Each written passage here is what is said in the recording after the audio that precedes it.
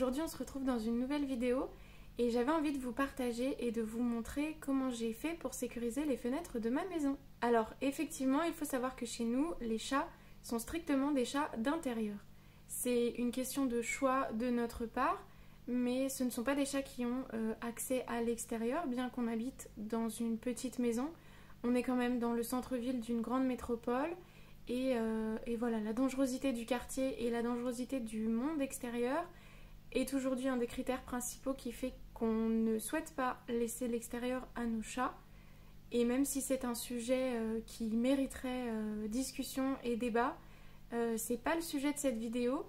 Du coup, c'était devenu très important pour nous, avec le début de l'été et l'arrivée des chaleurs, de pouvoir trouver une solution pour nous permettre de faire aérer notre maison. Jusqu'à maintenant, on avait une technique qui n'était pas forcément très pratique, puisqu'on faisait aérer les pièces les unes après les autres lorsque les chats n'y étaient pas. Mais c'était pas super efficace dans le sens où on a beau faire aérer sur le moment, quelques minutes plus tard, quand on referme, la température remonte et le temps qu'on ait fait un roulement et qu'on ait fait aérer toutes les pièces, la température de la maison remontait trop vite et c'était pas possible pour nous de continuer comme ça. Donc il fallait vraiment que avant le début du plus gros de l'été, on ait trouvé une solution pour nous permettre d'ouvrir les fenêtres et de faire aérer notamment tôt le matin ou tard le soir, tout en garantissant la sécurité des chats et le fait qu'ils ne puissent pas sortir. Du coup, je vais vous montrer ce qu'on a trouvé et comment on a fait. Je vais vous montrer aussi comment sont faites les fenêtres chez nous, parce que c'est un peu particulier. Et c'est ce qui a fait qu'on a mis du temps à trouver la solution qui nous convenait. Et puis voilà, je vous montre toutes les étapes, je vous explique au fur et à mesure. Et j'espère que ça pourra vous aider si vous êtes dans le même cas que nous. Du coup, on commence tout de suite et je vous laisse avec les images. Donc du coup, pour vous montrer comment sont faites nos fenêtres, voilà comment elles sont. C'est des fenêtres qui sont plus hautes que larges. Et elles sont toutes les deux sur le même modèle, celle de la chambre et celle du salon. Et l'idée première, du coup, c'était de réussir à faire un cadre en bois sur lequel on aurait fixé du grillage. Et ce cadre, donc, on l'aurait fixé à la fenêtre quand on ouvre. Et puis ensuite, on l'aurait enlevé pour fermer.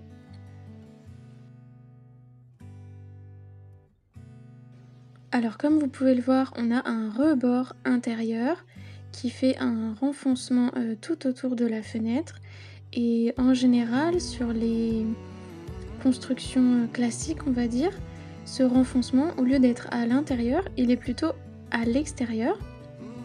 Ce qui fait que le petit rebord se trouve à l'extérieur de la maison. Et la fenêtre est un peu plus loin sur le mur.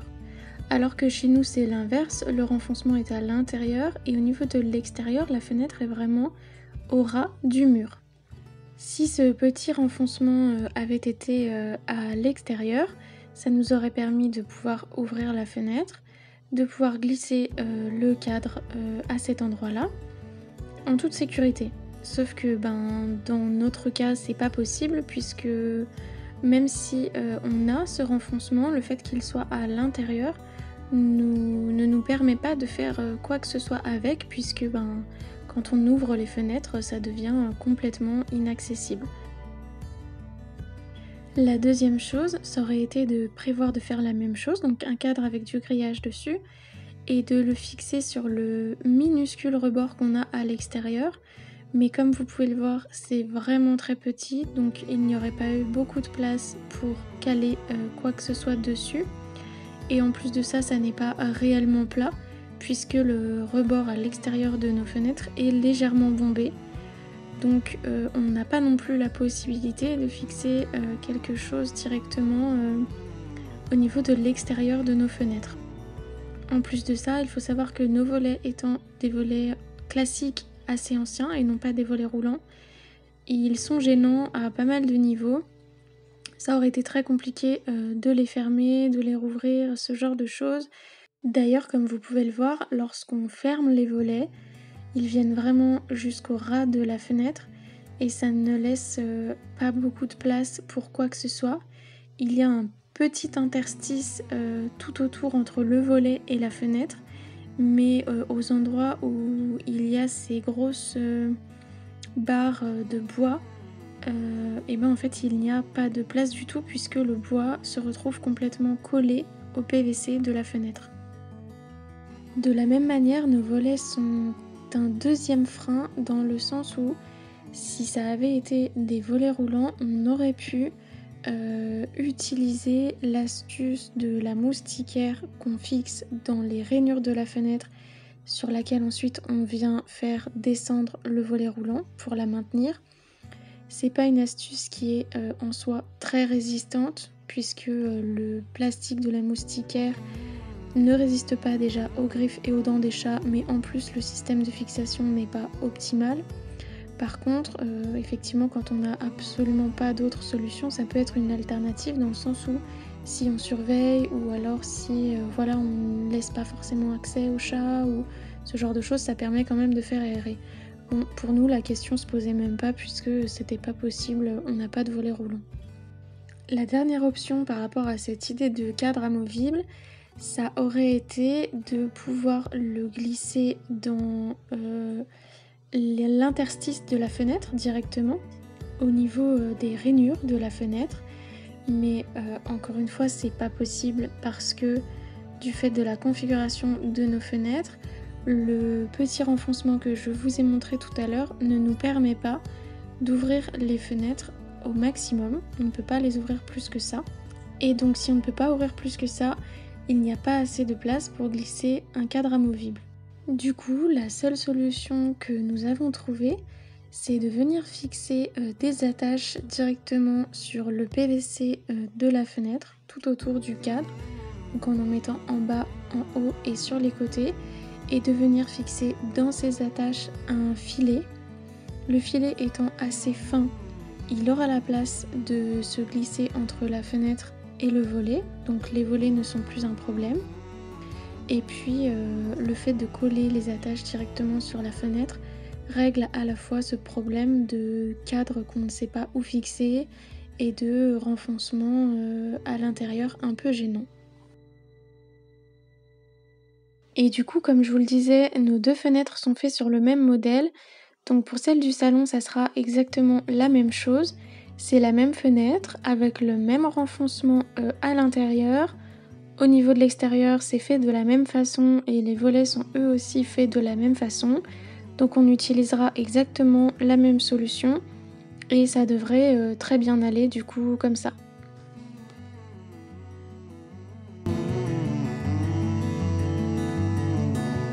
Et du coup, la solution qu'on a trouvée, ce sont ces attaches. Donc en fait, ce sont des attaches de la marque Birdtech.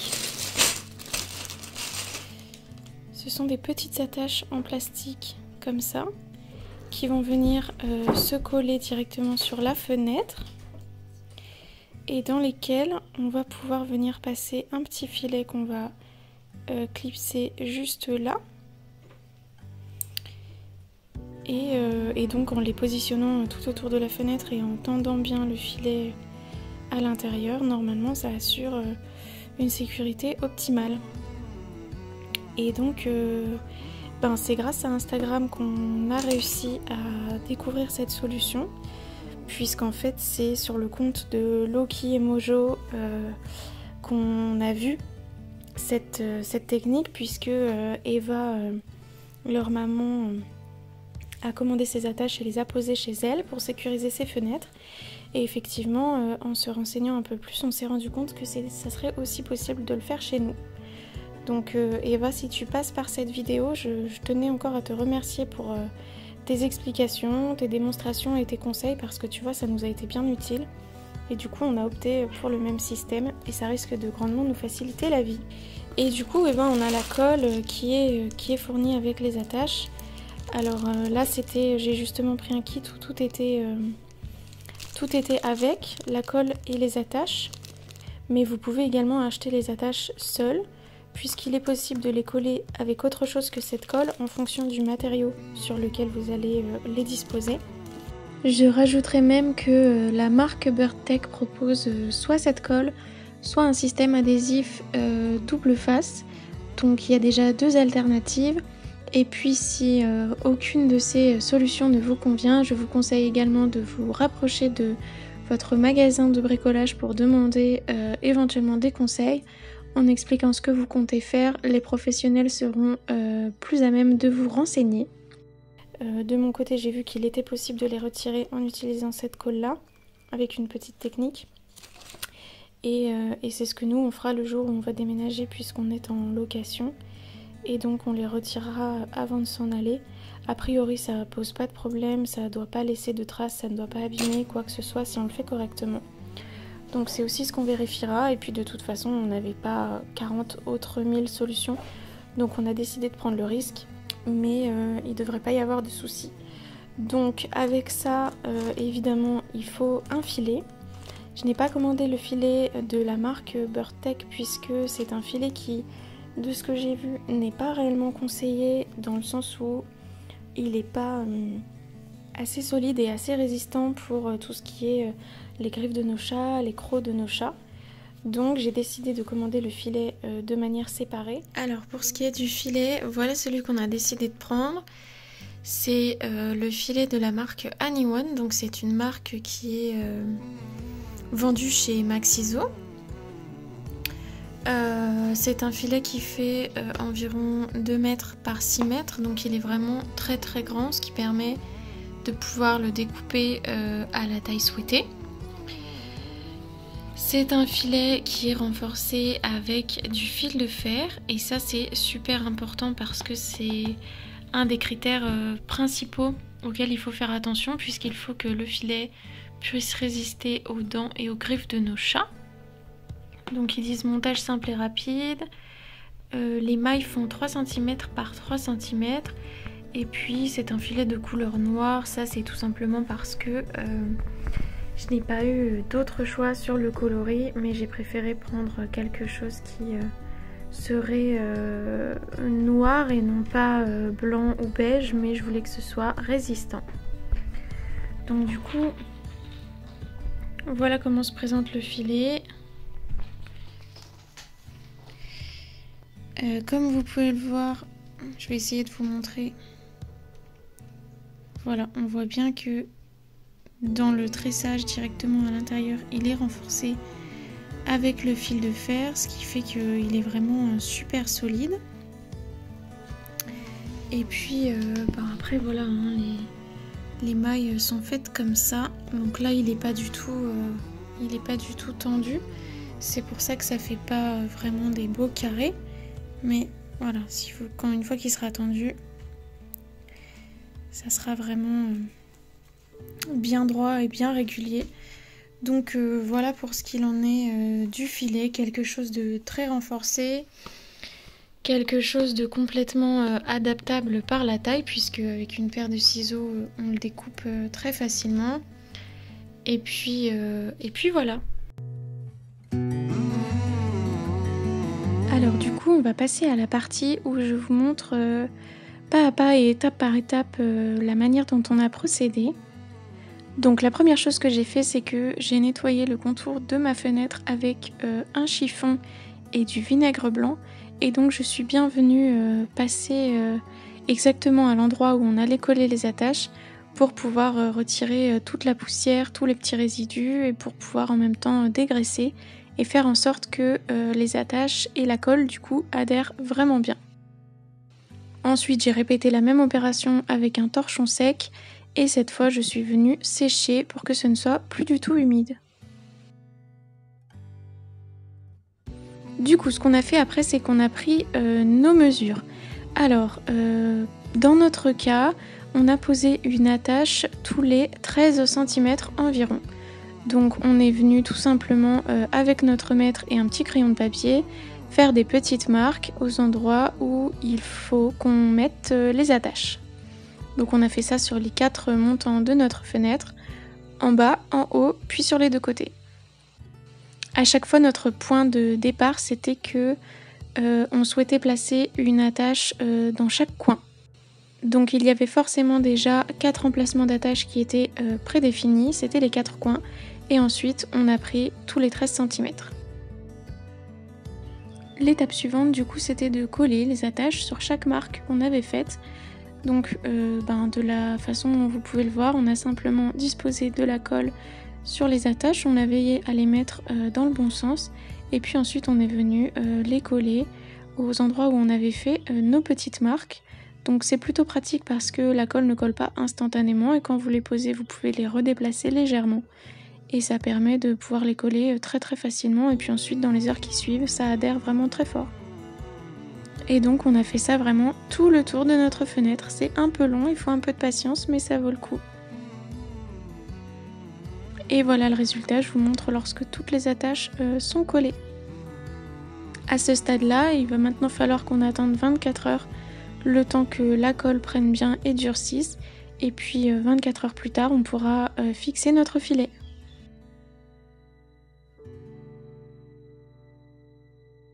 Du coup, pour la fixation du filet, je dirais que c'est la partie la moins agréable à faire et la plus pénible. En fait, il faut passer donc les mailles du filet dans les attaches qu'on a précédemment collées, mais il faut faire en sorte que le filet soit vraiment bien tendu pour que il ne soit pas lâche et il ne baille pas entre les différentes attaches et donc que les espaces entre les attaches soient bien sécurisés. Donc là, c'est vraiment un travail de patience. On commence par fixer le haut, puis ensuite on descend petit à petit de chaque côté. On fixe quelques attaches à droite, puis quelques attaches à gauche et on descend comme ça jusqu'en bas de la fenêtre. Donc voilà, c'est assez fastidieux, c'est aussi assez physique parce que ça demande de vraiment bien tirer sur le filet. Mais voilà, une fois que c'est fait, on est très content et puis on peut que constater la solidité et vraiment la sécurité pure et dure que ça nous apporte, donc ça vaut le coup. Parfois on est obligé de faire des petites retouches, il y a des moments où on en a déjà fixé certains et quand on fixe les suivants on se rend compte qu'on aurait dû plus serrer ou moins serrer, donc voilà, des fois on redéfait et on rattache un cran plus loin ou un cran plus près et c'est vraiment un travail de patience et on adapte au fur et à mesure lorsqu'on voit ce que ça donne.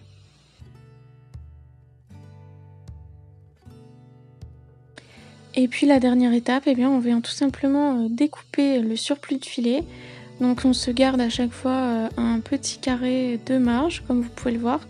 On ne coupe pas directement après celui qu'on a attaché, parce qu'on ne sait jamais ce qui pourrait se passer.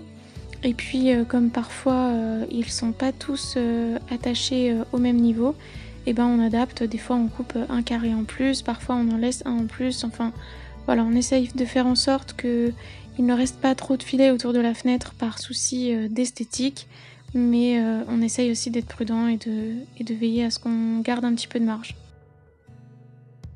Et donc voilà ce que ça donne, je vous montre le rendu final du filet posé et du surplus coupé. Et puis on est très content.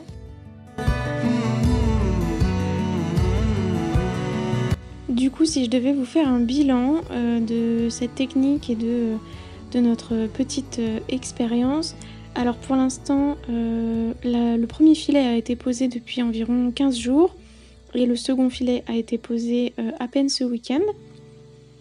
Donc on n'a pas énormément de recul encore, mais ce que je peux déjà vous dire, c'est que ça nous change la vie dans le sens où le plus gros changement pour nous, c'est qu'on peut faire aérer et ça, c'était primordial, c'était vraiment ce qui faisait qu'on recherchait une solution. Avec les chaleurs qui arrivent, on peut faire aérer le matin tôt et le soir assez tard, sans craindre que les chats ne sortent, et donc ça c'est super. En termes de résistance, ça a l'air de vraiment très bien tenir. Les attaches ne bougent absolument pas, le filet une fois fixé dedans ne bouge pas, et puis comme il est renforcé, il résiste vraiment à l'épreuve des crocs et des griffes. On a Rook qui fait presque 6 kg, qui grimpe dessus et qui fait le cochon pendu sur le filet, ça ne bouge absolument pas. Donc on est vraiment très rassuré par rapport à ça.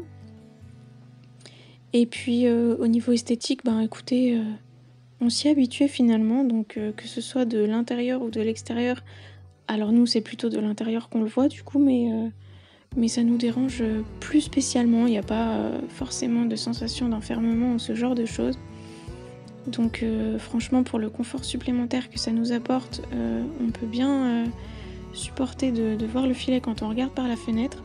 Et puis sinon les loulous ont l'air de vraiment apprécier, ça leur fait du bien de pouvoir se poser sur le rebord de fenêtre, de sentir l'air sur eux, de voir les petits oiseaux, les petits insectes, c'est vraiment top, ils sont hyper curieux et hyper attentifs à tout ça. Donc vraiment pour l'instant on ne saurait que vous recommander ce système et nous on en est super ravis. Voilà, bah écoutez, j'espère que cette vidéo vous aura plu, j'espère que mes explications auront été claires et puis n'hésitez pas à vous abonner à la chaîne si c'est pas encore fait.